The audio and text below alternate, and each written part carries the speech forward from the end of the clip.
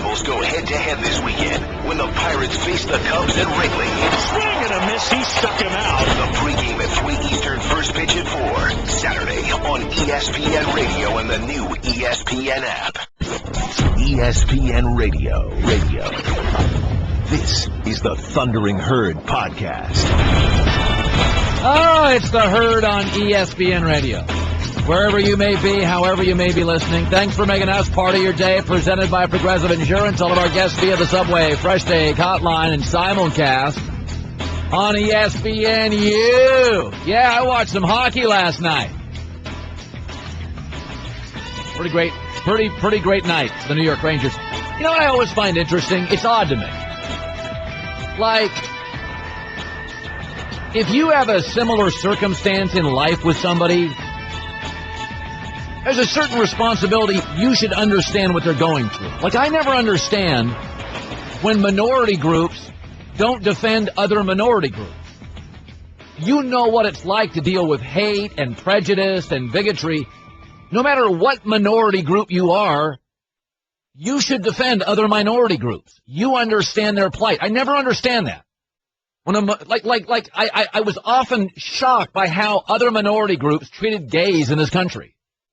Gays were a minority group, and they dealt with bigotry and hate, and often from other minority groups. I don't understand it. I don't get it. You should understand what they're dealing with. And it's I see this in sports. Let me just shift it into sports.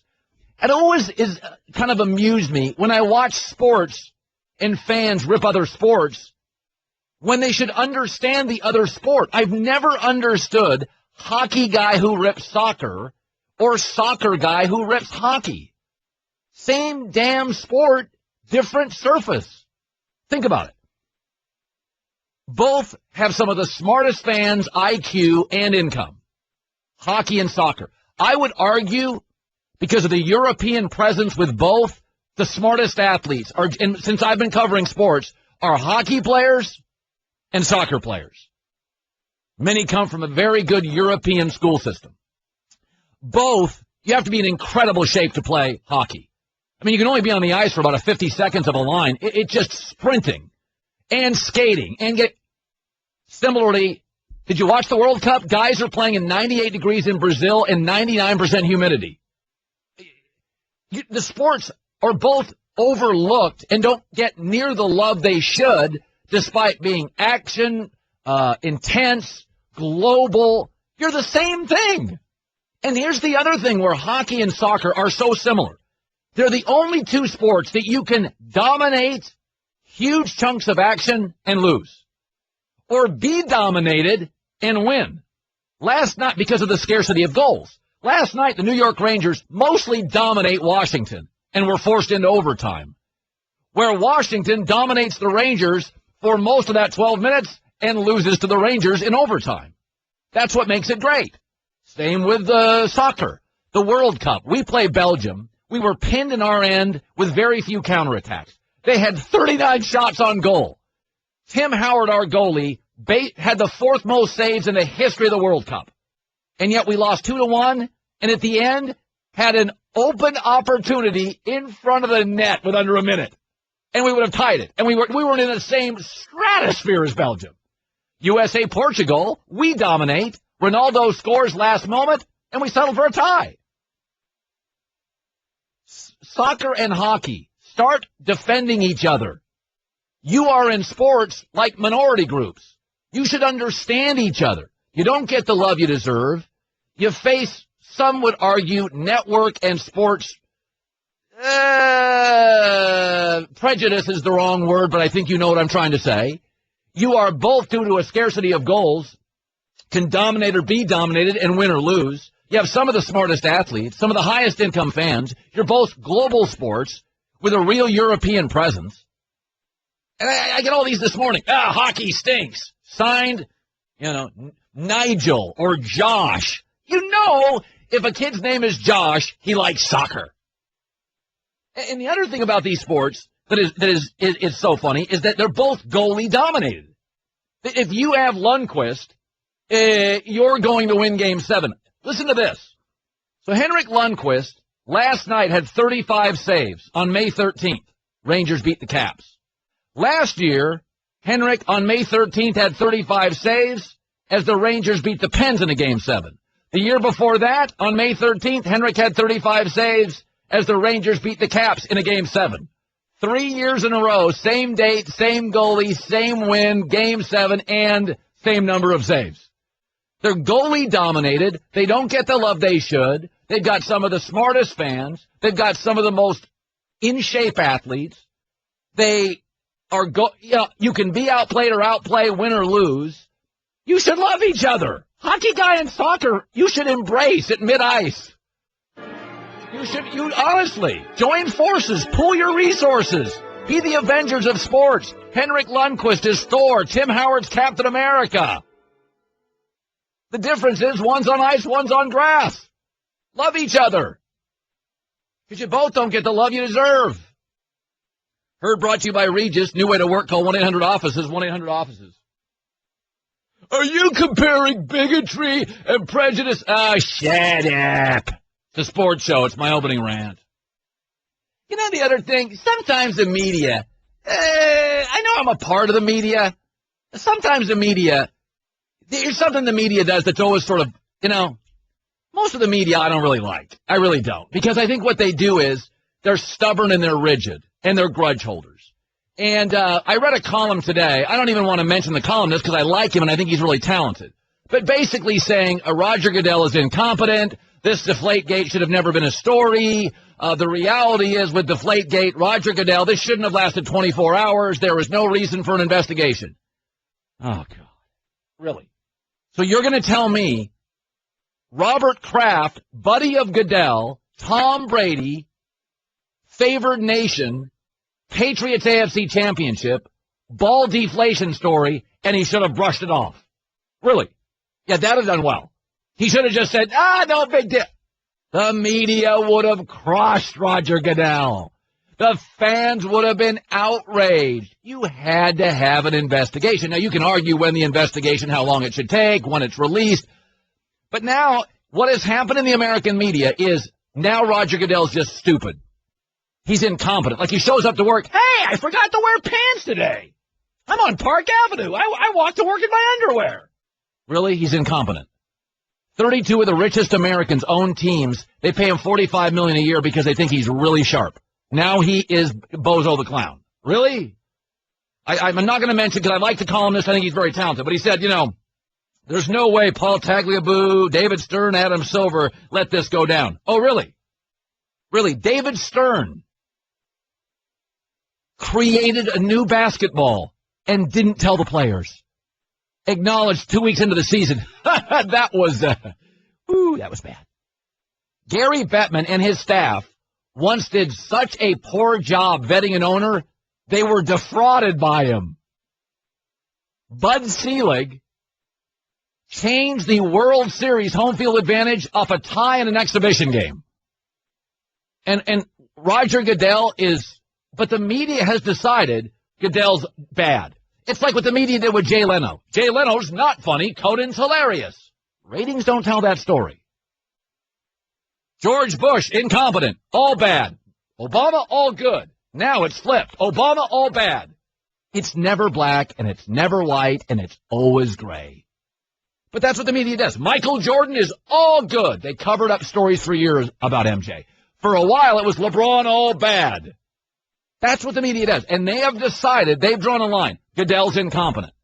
If you think Roger Goodell could have just blown this thing off when it was Robert Kraft, his buddy, Belichick, Brady, and the AFC championship, come on. You had to address this. And instead of flippantly disregarding PSI numbers, which Roger Goodell could have done, he said, I'm going to bring in pros and investigate. And what we found is there was some subversive action taking place by certain people.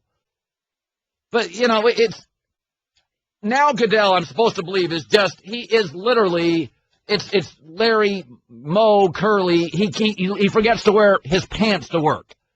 Guys, it's hard to be a commissioner.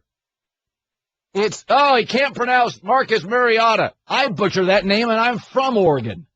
He's Hawaiian. Their names get butchered all the time. All right, I went a little long there. Coming up next. Oh, boy. I didn't report it. I didn't break the news. Not good for John Wall. Want more of the Herd? The Thundering Herd Podcast. By the way, yesterday I was ranking point guards in the NBA, and I said, to me, there's only two things that I really deeply care about with point guards. One, playmaking ability, and that is scoring and setting up others to score. I want to look at your field goal percentage, your assist-to-turnover ratio. And the second thing is IQ. I consider Steph Curry to have a very remarkably high basketball and personal IQ. Same with Chris Paul, Kyrie Irving, very, very smart guys. I said John, and IQ is court awareness, self-awareness, maturity. John Wall, I do not consider to be the smartest self-awareness guy in the league. I think he's remarkably talented, but I've been very critical of him before, and I wouldn't have him leading my franchise. And, of course, all the, it's just a lot of race-mongering and a lot of, oh, Cowherd is this. So I like Kyrie Irving and Steph Curry and Chris Paul, but don't like John Wall, and it's race baiting. Okay. All right. You do get they're all African-American. Okay. I think John Wall was immature when he broke into this league, and I think he's improved, but I still see signs of it. Speaking of signs, last night John Wall gave out a gang sign during the game. Oh, no, he did. According to Busted Coverage, and then we checked. The NBA on TNT set out a tweet. Hey, he's doing sign language, saying I'm a beast. We have people on the staff who know sign language. He wasn't saying that. All over Twitter last night, people said, that is a gang sign. By the way, don't tell me it's just a Wizards thing. You can find the same sign on YouTube. He did it at Kentucky. Franchise guy, star guy, terrific player, has matured. Chris Paul doing that? Steph Curry doing that? I'm not going to spend much time on it. That's the kind of stuff great leaders don't do. Derek Jeter doesn't do that. Derek Jeter doesn't do that. And Steph Curry's he's not going to do that either. So all these years, oh, Colin, that's the kind of thing. Grow up. Grow up. And I didn't break that story. I wasn't looking for it. I was handed that 15 minutes before the show started, did some homework, and what do you know? Go ahead, defend him, because you know you will. But go to YouTube. It's on YouTube at Kentucky. Did it too. What are you doing? It's silly. It's silly. Now, people are going to argue today. No, it's this, it's that, it's this. All over Twitter last night. And I don't know gang signs. In fact, Busted Coverage broke the story. They said, I'm so out of touch with the gang community, I had no clue, but there's a whole bunch of people who were up on gang signs that said Wall was throwing them up tonight. The Sun-Times in Atlanta is saying it too. That's what I'm talking about with maturity. Derek Jeter, beyond being a great player, was incredibly mature day one as a Yankee. Day one. By the way, I can't wait to see the reaction of all the sycophants who defend him. This is exactly what I'm talking about. It's small, it's granular, it doesn't decide a series. You got to know better. As a franchise star, got to be a little smarter than that.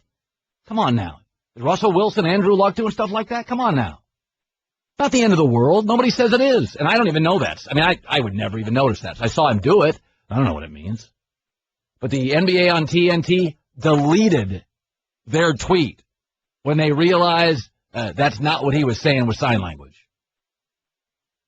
I've always said, folks, point guards and quarterbacks, wrote about it in my first book.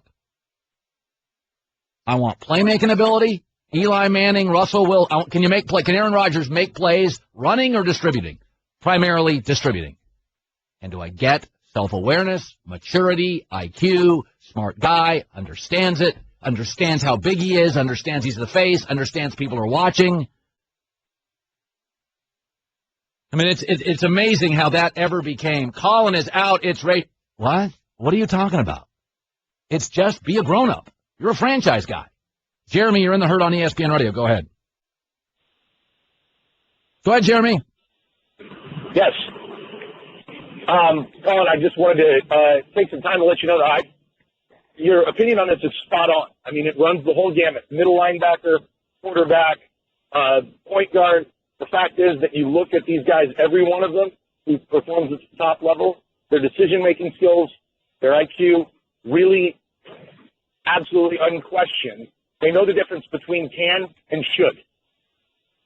Yeah, I mean, Peyton Manning is Brady. Brady is Aaron Rodgers, is Andrew Luck, is Russell Wilson, is Chris Paul. There's basic characteristics leaders show. And by the way, leaders are flawed and leaders make mistakes, from our presidents to our quarterbacks. But when I've pointed out John Wall's, in my opinion, I rank him as like the fifth best point guard in the league. And he's certainly as talented as all the other ones. But I've said the thing I've always lacked, I think he lacks a certain self-awareness and a certain maturity. And I think he fell back into it last night. And it will be glossed. And I'm not going to spend my whole show on this. It's just not that important. But when you get attacked for 5 years, and I'm called names by everybody, that's what I'm talking about. When I get 8,000 tweets and emails every time John Wall hits a jumper, this is what I'm talking about. Because I don't, when he misses a jumper, I don't go to Twitter. I don't. He lost the game last night. I didn't care. I wasn't on Twitter. I didn't tweet this. I don't care.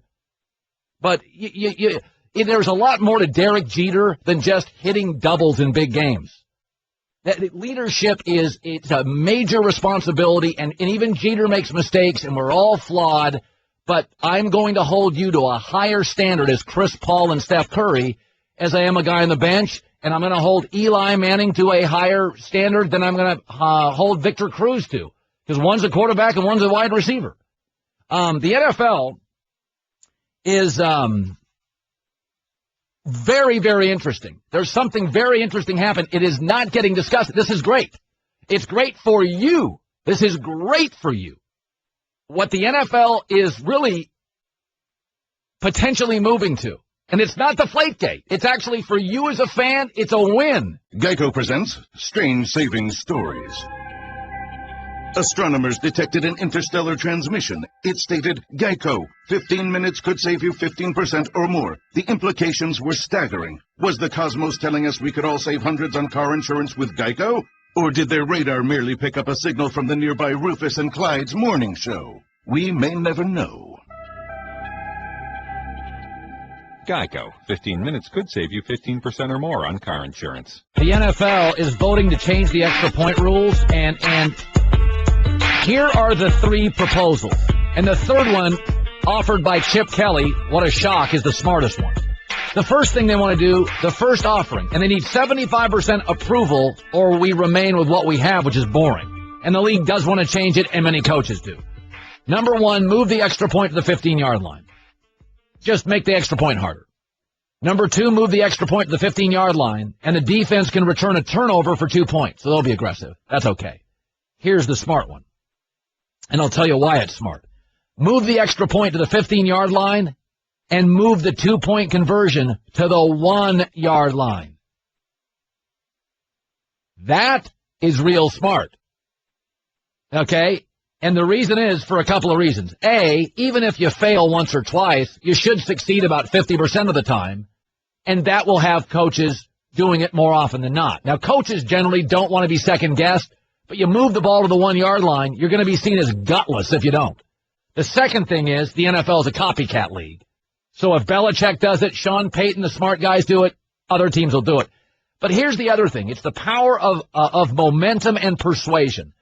If Belichick and Chip Kelly and the smarter offensive guy, Sean Payton, do it, and they will at the 1, and they start scoring, you will be compared to them as a coach and deemed insufficient if you don't do it too.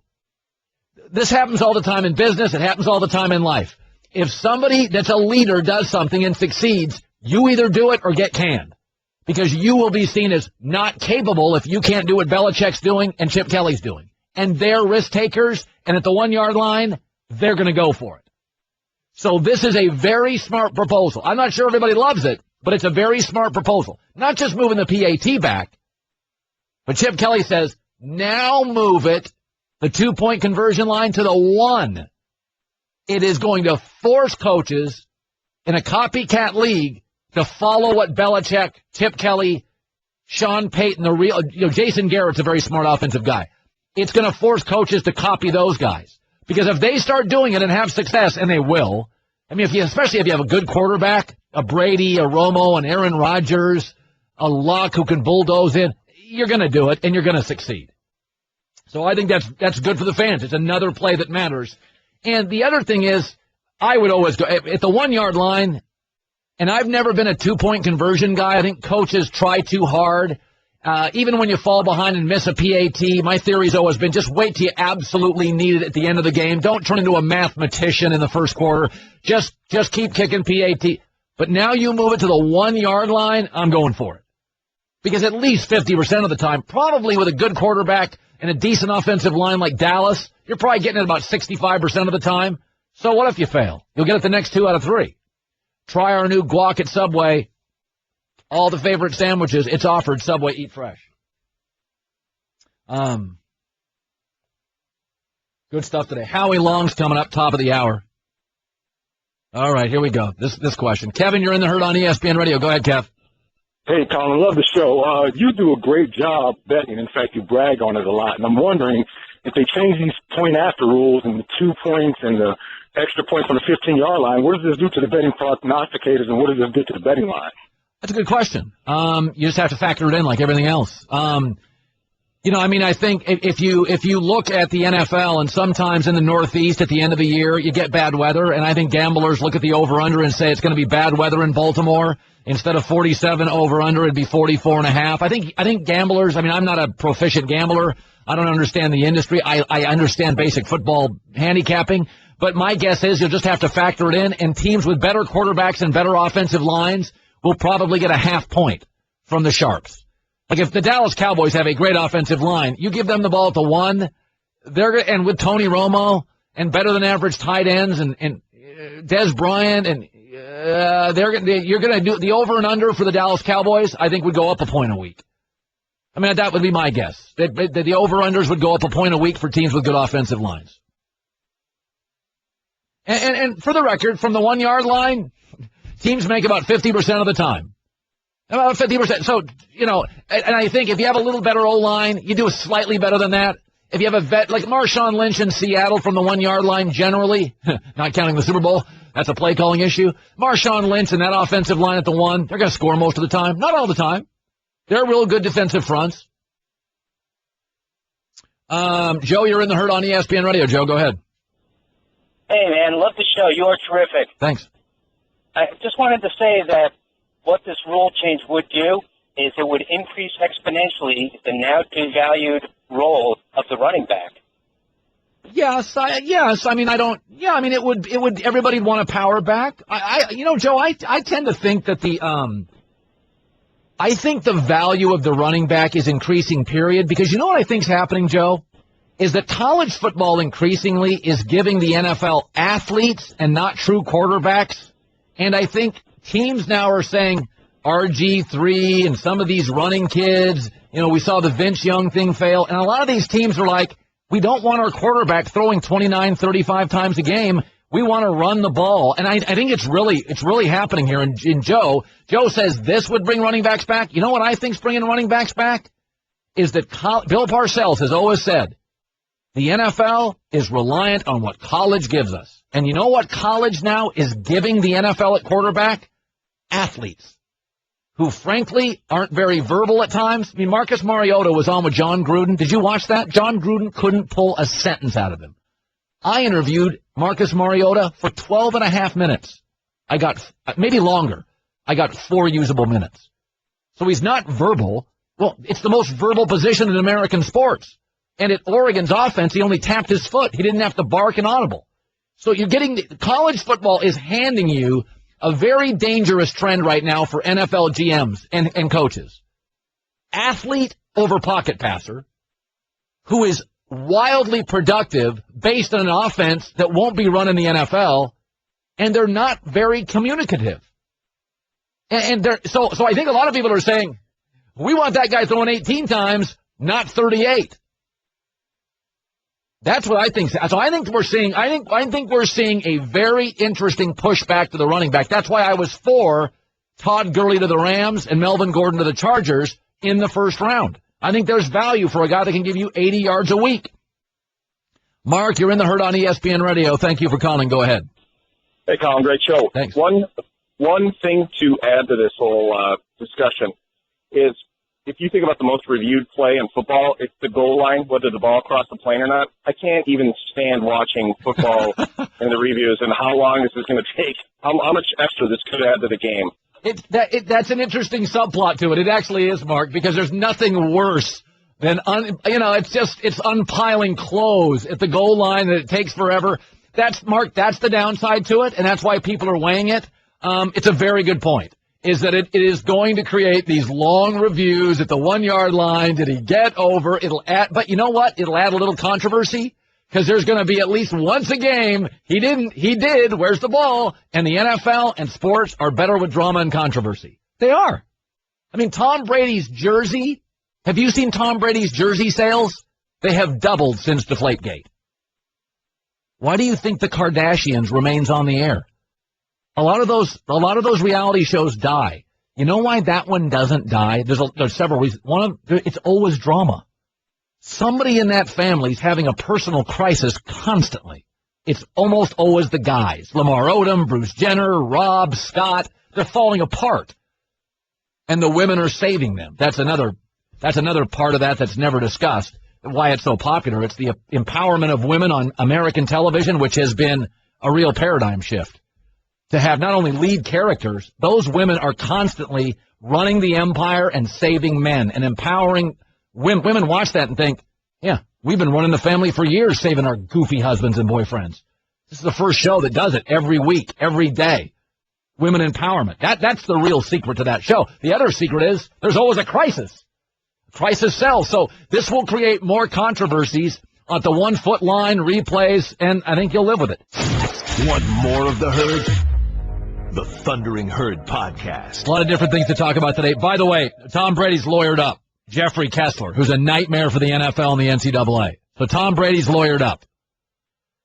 And the New England Patriots just released 300 pages dismissing the Ted Wells report, arguing, downplaying their findings. So it's going to be ugly, and we're probably going to have an appeal, and we are going to have an appeal, and it'll probably to some degree be reduced. I don't think they're going to get those draft picks back or that $1 million fine, but I think they'll probably take it from 4 games to 3 or 2, maybe from 4 games to 4 weeks, and he'll be back for the Cowboy game.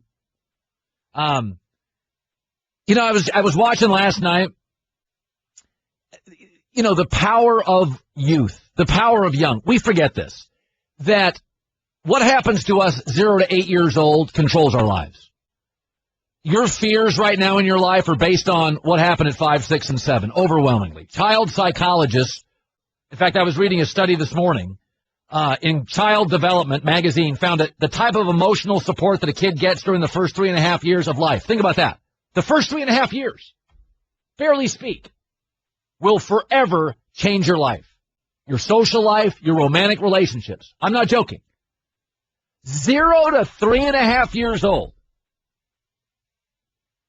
Babies and toddlers raised in supportive and caring home environments do better later on in attaining degrees, to get along with their peers, better romantic relationships. Think about that.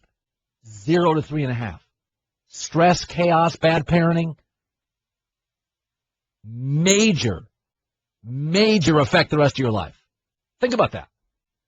That is why I always look back at how you were raised. What were you there? Were you with chaos? I'm not blaming you.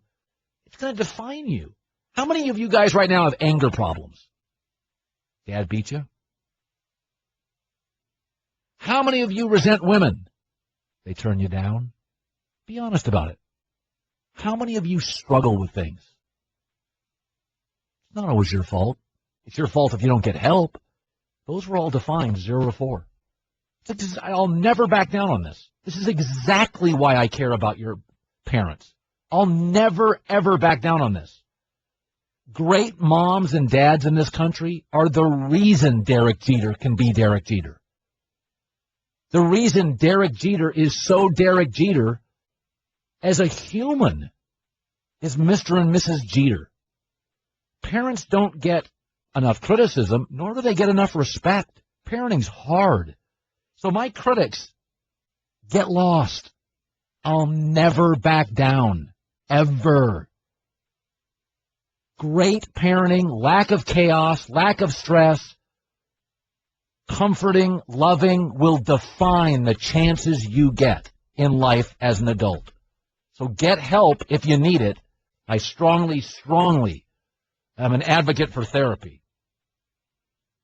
But you think I'm backing down? I'm not going to back down. I am going to pass on you as a franchise quarterback if you come from chaos. There are exceptions. Absolutely. There are outliers. That's not the rule. And it needs to be discussed a lot. When you go look at Peyton Manning's upbringing, Tom Brady's, Derek Jeter's, Magic Johnson, loving, caring, Michael Jordan, loving, caring, there, attentive, it matters. Absolutely.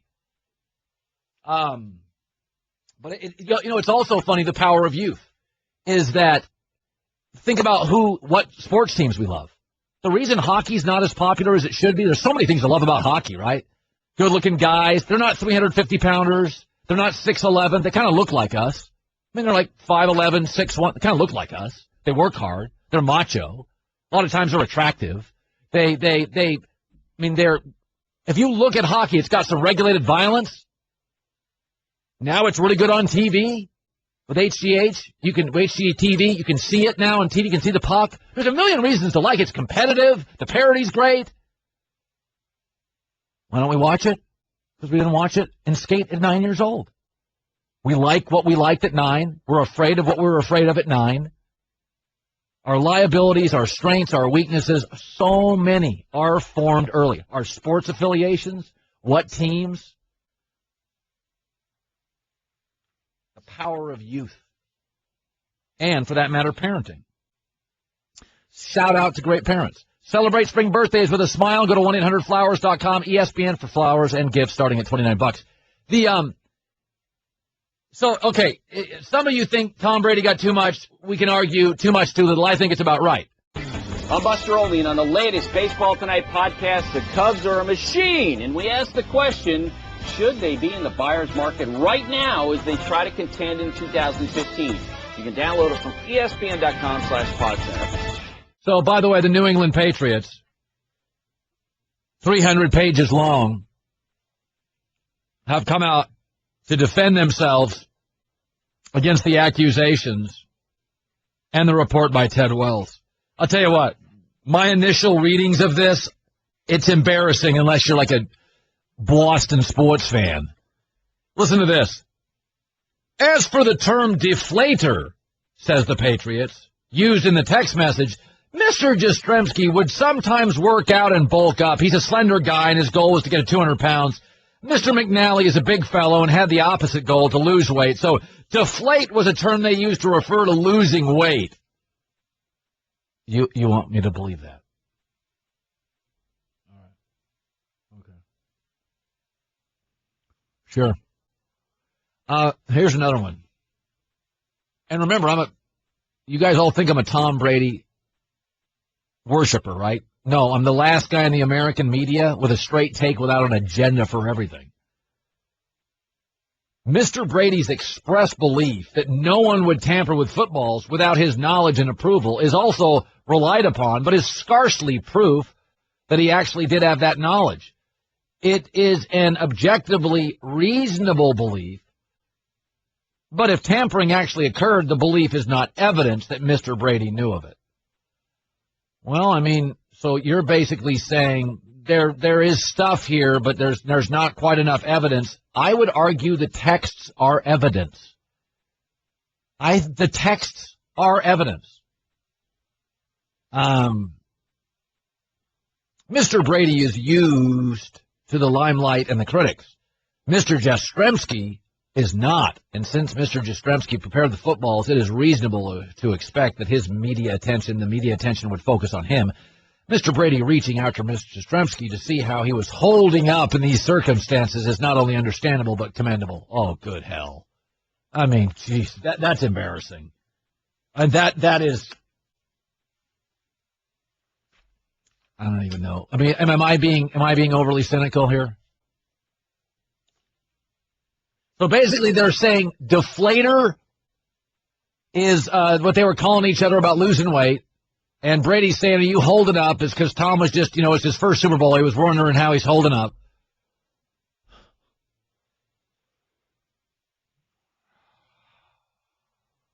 As to the texts, says the Patriots, which are discussed later, there's not a single text which refers to a plan to deflate footballs after the ref's inspection, to having done so, to any Brady instructions to do so, or to any knowledge by Brady of such conduct. It is pure surmise and speculation that every deflation reference is in the text is to improper deflation of footballs after the referee inspected them. Again, don't pee on my leg and tell me it's raining. I'm born at night, not last night. I mean, am I being overly cynical here? Given the fact, it says, that Mr. Jastrzemski and Mr. McNally had both turned over their phone records, no adverse inferences should be drawn from the fact that Mr. Brady did not make his phone or its contents available. Well, why not? I want to see both of them. By the way, people erase texts all the time. I want to see Brady's. I want to see McNally's. I want to see, if my wife's having an affair, if I had my druthers, I'd want to see her phone and his phone. Wouldn't you? Well, you got his. You don't need to see hers. No, I want to see hers too. I mean, am I being cynical here? This is ridiculous. This is embarrassing. I cannot believe the Patriots released this. Am I out of my mind? Am I out of my gourd here? Maybe I'm being too cynical. The key conclusion from, this is the entire report by the Patriots can be found here on the WellsReportContext.com. Now, the only people who are going to buy into this outside of Foxborough are the fanboys in the Boston media who are just carrying the water for the organization here. It's just, it's funny, actually.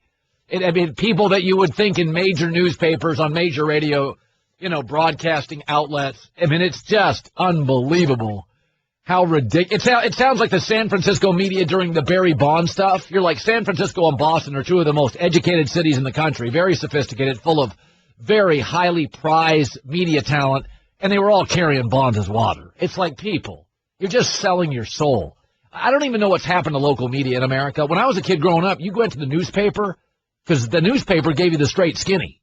Like, I don't know what happened. Maybe there's different ownerships. Now what's happened is, like, the local newspaper, they're worried about the car dealer pulling his ads. They're just in the tank for the local teams. It's brutal.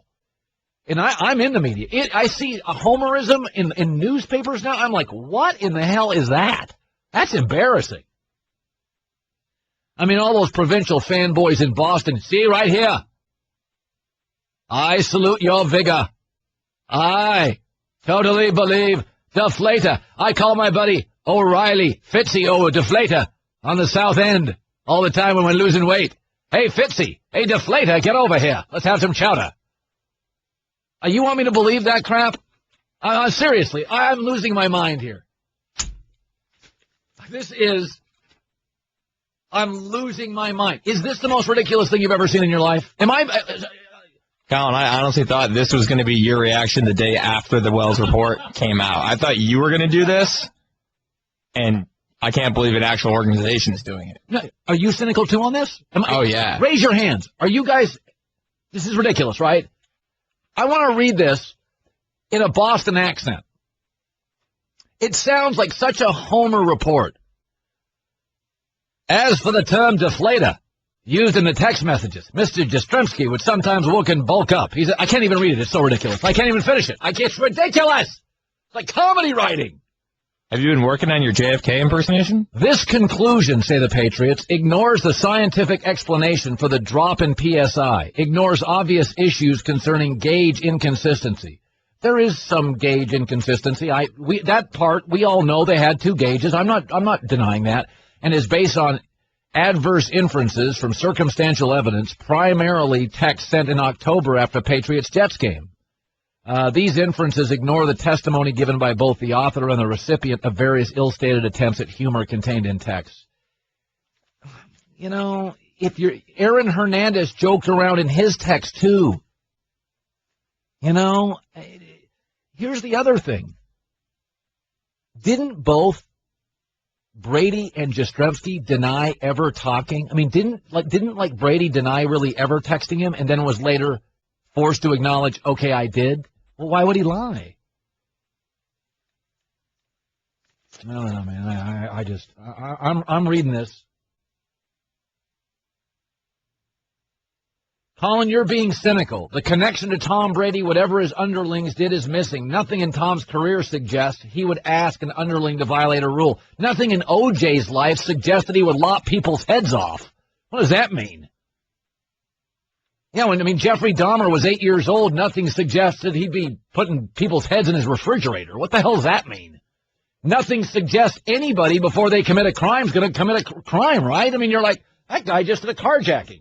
Well, was there something like a year earlier that said, oh, he's going to carjack? I mean, what does that mean? Nothing in Tom's career, nothing in Jason Giambi's career, nothing in A-Rod's career said he was going to take cattle steroids. He did. I mean, people in competitive fields push the envelope. I don't even know what that means. Colin Cowherd. The Thundering Herd Podcast. By the way, all of you John Wall fanboys, according to busted coverage in an Atlanta newspaper and video evidence and thebiglead.com, John Wall flashed a gang sign last night in excitement. He also did it at Kentucky. It's on YouTube. And all the fanboys and all the media, apparently, I'm not reading it, but I'm getting it handed to me. Well, Colin, he also played with a broken hand. Here, let me read some. I'll go online real quick and do this. Hold on. All right, let's go online. I should have done this before. I'm sorry. All right, these are like big media people. Who's Ethan Skolnick? He writes for a Bleacher Report. Aren't they the ones that broke the story? Yeah, you mean Colin the John Wall who played with a broken hand? Ethan, I'm older than you. I imagine I've covered sports longer. Nobody said John Wall wasn't tough. Colin, he's giving money to charity. Nobody said John Wall wasn't giving. John Wall's immature. Day one and last night. That has been my only criticism of John Wall. I have said he's terrific. I think he's a top 5 guard in the NBA, point guard, and that's saying something. I don't think I've ever seen this many good point guards in my life in the NBA. Good God, we got about 9 guys who are going to make the Hall of Fame right now playing. If Rondo wouldn't have disintegrated above the shoulders, I'd count him. I mean, Derrick Rose may be the 9th best point guard in the league. What does that tell you about point guards? And I have John Wall in the top 5. You just have an agenda. You're not willing to talk about his immaturity. I am a fair-minded reporter. I'm willing to talk about his charity. I'm willing to talk about his broken hand. I'm willing to talk about his excellence all the time. He's a terrific player. You're not willing to address his immaturity. Gang signs, that's not a topic today? Really, fanboys? Really? That's not a topic for a franchise-leading star player, and he is the star of that team. Now, Paul Pierce maybe takes the big shots. Bradley Beal's a better shooter. John Wall's the star of that franchise. And should be. He's a remarkable talent. Remarkable talent. But you fanboys, put the pom-toms down for a second. I am willing to give John all sorts of credit. You're never willing to address the reality of his immaturity, which is my only knock on him from day one. It's never been about his talent. In fact, if you go to my opening rant that got so much press, I said he's going to be a multiple-time All-Star. He's a terrific, terrific talent. He just does everything well. He's a pretty good defender. He's a pretty good scorer. He's a pretty good distributor. He's immature. But he is, and that's why yesterday when I ranked point guards, I put him behind 3 guys, Seth Curry, Chris Paul, and Kyrie Irving, who I said I thought were very smart, had certain limitations. Curry's not a great defender. Kyrie Irving's not a great distributor. Chris Paul sometimes isn't a great scorer. But I love their awareness, their self-awareness, their basketball IQ, their understanding of the moment. All the fanboys, including the media, you're not willing. You notice all of them today? They won't address the gang sign. It'll be just criticize Colin. Address the story if you're really, truly on. Because I'll always give credit when John's great. He's a terrific player. I said, I think like 3 months ago, I'm like, you can't blame him if they don't lose.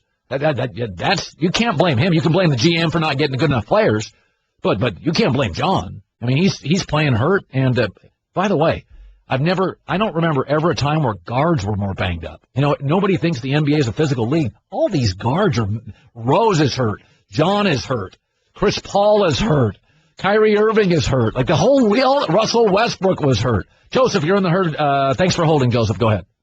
Yes, thanks for the call. Just a quick question regarding John Wall. You always seem to be ripping him, but if you were in the GM's position for the Wizards, would you not take him number one in that draft? Who said I wouldn't? Who said I wouldn't? You are creating a narrative that does not exist. You created two in that sentence. I don't constantly rip him. You fanboys jump to conclusions. Secondly, who says I wouldn't take him number one? You just made that up in your little head. Who said I wouldn't? I'll take another John Wall lover. I'm going to dominate all of you because I'm on the right side. I never said I wouldn't take him number one. Well, when did I ever say that? I said that Dougie was idiotic and doing a gang sign last night, silly. It's not the end of the world. It's silly. It's immature. He did it at Kentucky. Come on. I mean, let's go to the next fanboy. All right, Richard, go ahead, defend John Wall. I'm not defending John Wall. I'm just saying that all these guys throw up gang signs. All of them. Every time James Harden hits a three, he throws up blood. By the way, what do I think of James Harden?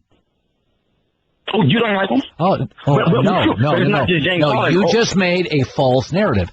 Everybody does it. No, they don't, Richard. No, that you're just making up a story. Everybody.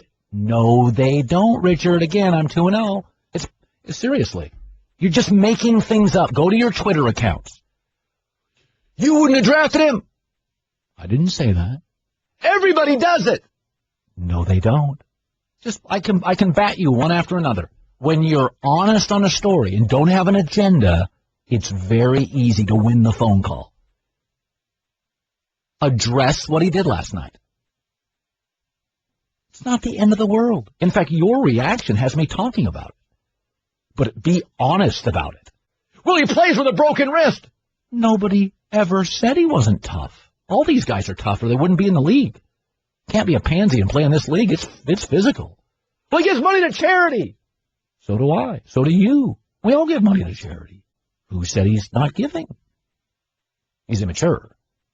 Even Jeff Goodman, who covered him in college, has said he's gotten more mature. Translation, he wasn't. If you look at my criticism, it wasn't about him other than maturity, which I thought he lacked. And last night's action was silly.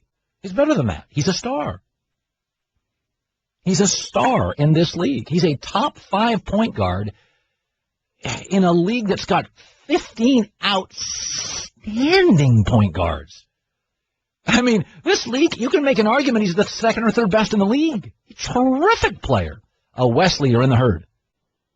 Colin, what's going on, man? Long time listener, first time caller. Love your show. Thanks. But I wanted to say you are dead on the money with the John Wall thing, and I'm an avid hip-hop listener. I'm 31 years old. I pay attention to, the game coach and things like that. I watch shows, even though I was a college graduate. But he definitely did that last night, and it's a culture that a lot of people are oblivious to. Remember when Paul Pierce flashed the sign at Joakim Noah some years back, and people didn't know what he was doing? It's ridiculous and it's ignorant, and this guy could lose endorsements and lose public appeal, and it has no place in the game. And I'm a young African American, and I love hip hop, but I just thought it was completely ignorant and ridiculous for him to do such a thing during that game last night. Well, thank you, Wesley. And by the way, isn't it great? This is what's great about the show. African American can call and say, I agree with you. See, this has never been a race issue, which my critics don't get. African Americans email me. They don't like it. Most of my critics, actually, Caucasian. This is not a race issue. It's never been a race issue. Ever. They've made it. It's never been a race issue. Never. It's a maturity issue. Grow up. And by the way, historically in this country, the reason gang signs are dangerous because gangs have been often connected to violence among young people. So when you're giving signs, you're an authoritative person giving a sign to something that has at times instructed people to be violent. I'm not saying, again, I got another one of these today. Oh, you're saying he's a gang member. I never said that. Nobody said that. By the way, I ripped Johnny Manziel for maturity. So it's still race, right? Anybody ever more critical of this network than me of Johnny Manziel? And what did I kill him for? I said I didn't like his upbringing. Entitled, oil money brat. As I've said, it's not about rich or poor, black or white. What's your life like, 0 to 20? I didn't like Manziel's. Private jets, entitled, cocky. I don't care what side of the tracks you're from. I'm a kid from 8 divorces. Been there. Had bad stuff. Certainly maybe not as bad as somebody else's. But it's not about what side of the tracks you're on, what race you are. I demand maturity from stars. Not everybody can be Derek Jeter, but that's the beacon, that's the icon, that's what you want to be. Peyton Manning, Derek Jeter. Check out The Herd with Colin Cowherd weekdays from 10 a.m. to 1 p.m. Eastern on ESPN Radio, ESPNradio.com, and on ESPNU. The Thundering Herd Podcast. Two of baseball's best go head-to-head in interleague action when the Tigers head to St. Louis to face the Cardinals. That one is gone. The pregame at 7 Eastern, first pitch at 8, Sunday on ESPN and ESPN Radio.